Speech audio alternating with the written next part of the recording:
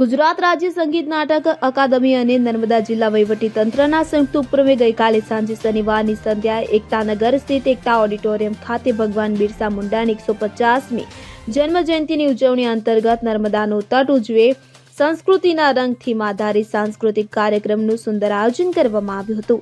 આ કાર્યક્રમમાં આદિવાસી વાજિંત્રોના તાલે મનમોહક નૃત્યની સાથે જાણીતા ગુજરાતી હાસ્ય કલાકાર અને લોક સાહિત્યકાર સાંઈરામ દવે આદિવાસી ઇતિહાસ સરદાર સાહેબના જીવનના મહત્વના પ્રસંગો અને સ્થાનિક નર્મદા જિલ્લાના કૃષ્ણ પ્રેમી ભજનીક સાહિત્ય અને સંગીતની સાથે હાસ્યરસની શાનદાર પ્રસ્તુતિ થકી શ્રોતાઓને રસ તરબોળ કર્યા હતા અને ઉપસ્થિત શ્રોતાઓએ તાળીઓના ગડગડાટથી પ્રસ્તુતિને વધાવી હતી।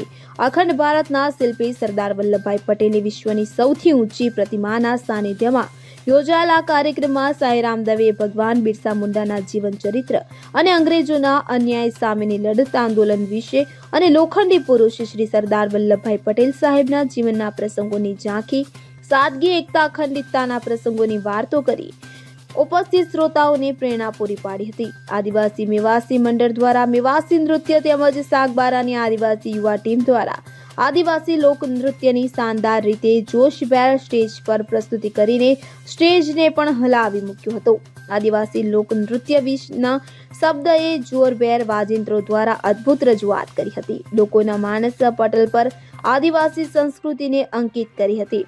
સાંઈરામ દવે દ્વારા રાષ્ટ્રીય શાયર ઝવેરચંદ મેઘાણીનો કસુંબીનો રંગ, ગણેશ વંદના, શિવ વંદના, મહાકાળી માતાનો ગરબો, દેશભક્તિના ગીતો, મિલે સુર મેરા, તુમ્હારા તો સુર બને હમારા, રામ મેરે ઘરાના, રાધા કૃષ્ણના ભક્તિ ગીતો સાથે હાસ્ય અને સાહિત્યનું સુંદર રસપાન કરાવ્યું તો લોકોના મન અને દિલડાને ડોલાવે તેવી અદ્ભુત રચના પ્રસ્તુત કરાઈ હતી। જિલ્લા વહીવટી તંત્ર દ્વારા આ જે કાર્યક્રમ કરવામાં આવ્યો હતો એનો મુખ્ય ઉદ્દેશ આદિવાસી સંસ્કૃતિ અને પરંપરાને ઉજાગર કરવી તથા લોક નૃત્યોને લોક હૃદય સુધી પહોંચાડવા માટેનો આ સરકારશ્રીનો જે કાર્યક્રમ હતો એમાં જે સૌરાષ્ટ્રના જાણીતા કલાકાર સાંઈરામ દવે તથા અહીં લોકલ આદિવાસી જે કલાકારો છે એનું નૃત્ય દાન કરવામાં આવ્યું અને એ રીતના આ સમગ્ર કાર્યક્રમ સફળતાપૂર્વક પાર પડ્યો છે।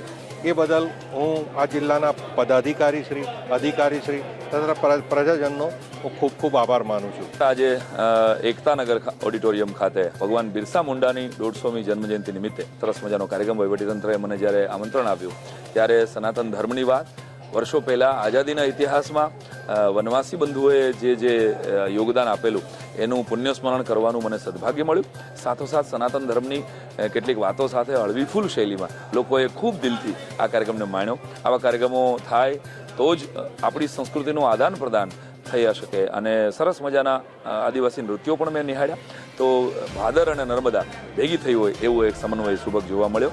સરદાર વલ્લભભાઈએ દેશને એકત્રીકરણ કર્યું, 562 જેટલા રજવાડાઓને ભેગા કર્યા, લોહીનું એક પણ ટીપું પાડ્યા વગર આખા વિશ્વની અંદર કોઈએ આવી રીતે રાજ ભેગું કર્યું હોય એવો એકમાત્ર વ્યક્તિત્વ છે। આ તબક્કે જેણે રાજ આપ્યા એ રાજાઓના પણ હું પુણ્યસ્મરણ કરીશ અને સાથોસાથ વલ્લભભાઈમાંથી મને શીખવા મળે મને ને તમને તો એ છે સાદગી।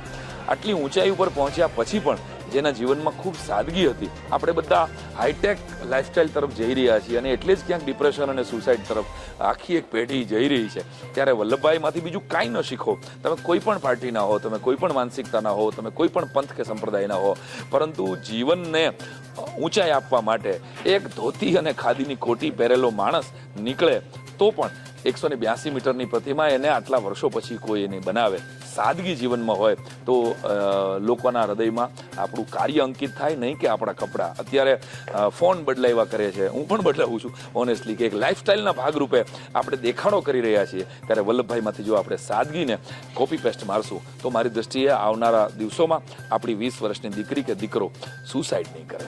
જ્યોતિ જગતાપ સાથે CN24 ન્યૂઝ રાજપીપળા।